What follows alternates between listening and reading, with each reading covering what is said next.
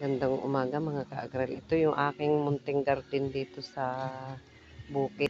Wala kasi ako mapagtaniman na maluwag kasi ginagamit sa pagtatanim ng palay. Ayan, may isang piraso akong sayuti na ibinigay sa akin nung sa tindahan na may sipol na. Ayan po, may ampalaya ako ngayon na bagong tanim. Tapos ito po yung mga tanim ko sa sako. Ayan, may alugbati uli akong tanim.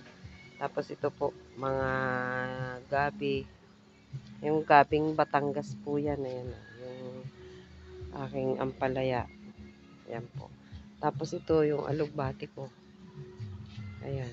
Dito lang yan. Ito yung puno niya. Maliit na sako lang.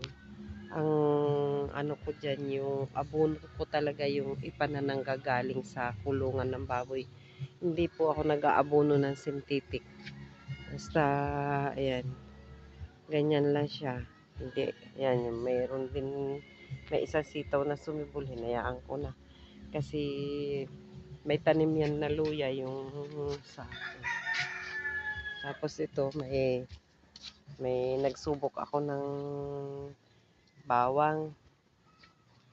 Tapos yan. Yun ang mga tanim ko lang dito sa bukid. Kasi dito lang naman sa tabing kulungan ng baboy. At saka may talong ako. May kalamansi rin ho ako na ano na. Ayan. Malago na yung aking malunggay na ginamit ko lang tulos sa pisnit para wag pasukin ng manok. Ayan, maraming salamat. Magandang umaga mga ka-agrel. God bless po.